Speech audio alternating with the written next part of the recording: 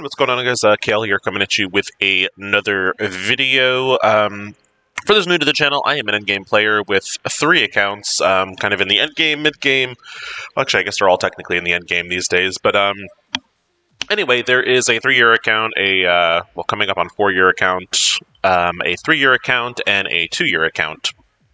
And I do apologize, my webcam is acting up, so apologize for the lack of video quality, essentially, with me being in the actual video.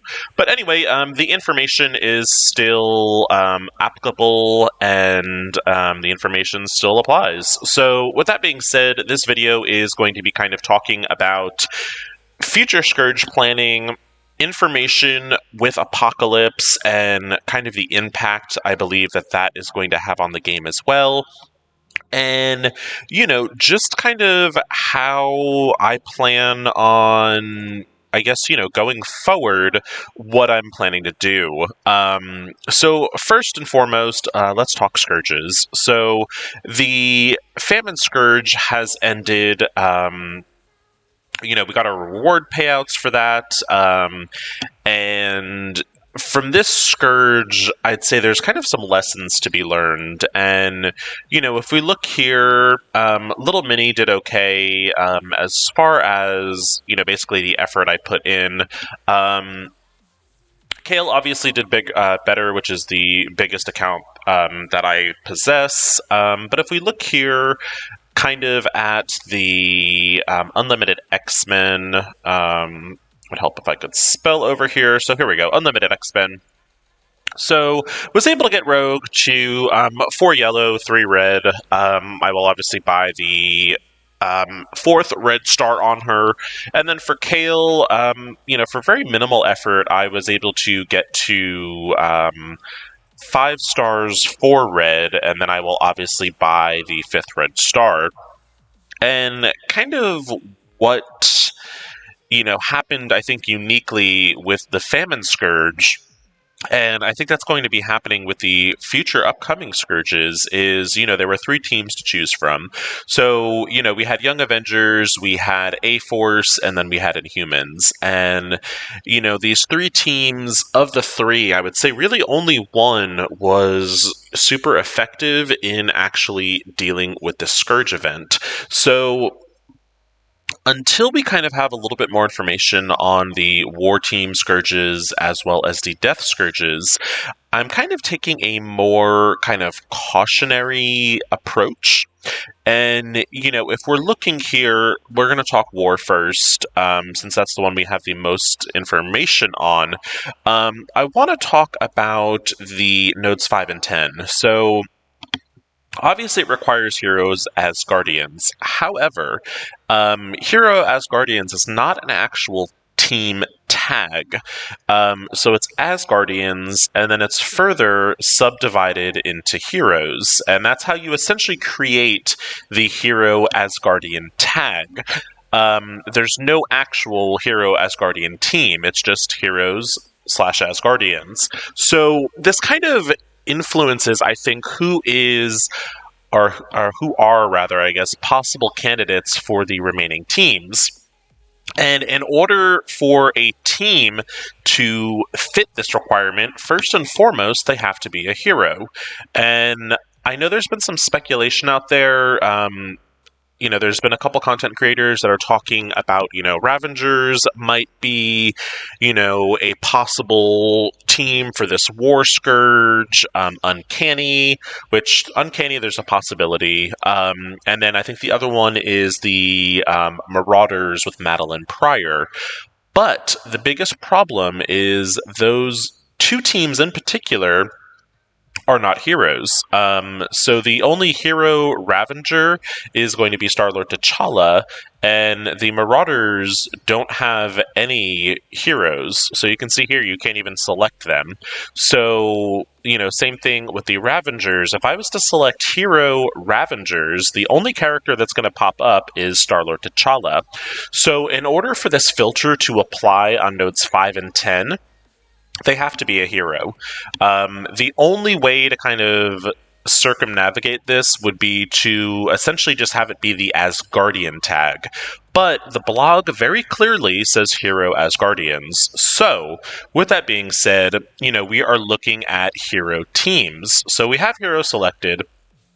And, there are some, possibilities, and I've kind of narrowed it down, kind of in talking with Braden last night, and who's in my alliance, and I am kind of leaning more towards, if I had to choose, I would say, power armor definitely fits the bill. And, people I know people are saying, oh, well, Iron Man's getting a rework. And yeah, that's certainly true. But I don't think his rework is really going to impact the power armor team. So I feel like this kind of fits the bill for a semi-rework team that is essentially useless. Very similar to Inhumans with the Famine Scourge. And my second guess, if I had to guess, would actually be the Fantastic Four. And the reason I'm kind of going with Fantastic Four is because I don't think a lot of people really have them built up, and they would kind of fit the role of that four-man team that seems to be pretty popular as well. So, with the Pestilence Scourge, we had Dark Hunters. With the Famine Scourge, we had the A-Force team. And this is kind of like the only other four-man team that I think really people don't really have worked up. Again, they would have, a little use, but they don't really have any sustain, etc. So, obviously this part is purely speculation, but what I did want to talk about is, I would say there's probably about a 90% chance that we will get confirmation, at least, of, I think, the teams that will be used for the War Scourge.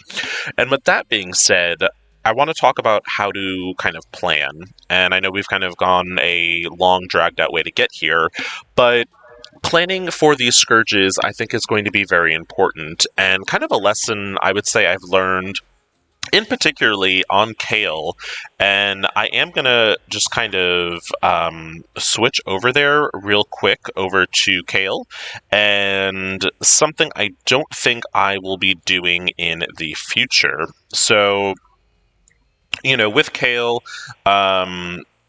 obviously, much bigger account, and I do apologize, we were trying to switch over. There we go. So with Kale, obviously a much bigger account, but what I did, and I think what's kind of messed me up resource-wise, is I built up Young Avengers, which I think that's, a no-brainer. But I did also take A-Force relatively high, and I think this is kind of contributing to a bit of a gear crunch for me, and I am crazy short on ABCs, and even, I believe, my Focus Catalyst, or the other shorting, and this team did absolutely nothing, really, for the Scourge, for me. So I think what I'm going to do going forward is, definitely, I think SAC teams are a thing. So what I will be doing is, once I get kind of the full information on what the, Scourge teams are going to be, I think a good idea would be to actually take the team to level 65 and then gear tier 12. Purple gear really isn't a bottleneck for me, and I don't think it's a bottleneck for most players. So you can build the team up a little bit so you have, something to do with them, and you're not investing too much gear, and that way you can kind of make the determination of the three teams, which team is going to be the team that's going to carry you. And once you figure that out, I think once you have your carry team, that's the one you invest your gear in, and, potentially that's the team you take to, level 85, or, whatever level you have max, to maybe the max gear level you're comfortable doing, whether it's, 13, 14, or 15, or even 16 possibly. So that's kind of something I wanted to talk about, and I definitely will do a follow-up video to this, and just kind of, once we do get the confirmation of the three Scourge teams for War, which ones I think are good for possibly level 65, and then which ones are going to be the ones that you're going to sink your gear into. So hopefully y'all have enjoyed this little bit of a speculation video on who the future war scourge teams might be, as well as a angle on how to work your gear. So if you haven't already done so, I would certainly ask that you please do like and subscribe if you did find this video helpful. As always, I want to thank you so much for watching. Hope you are having a good week. Take it easy, and I'll see you next time.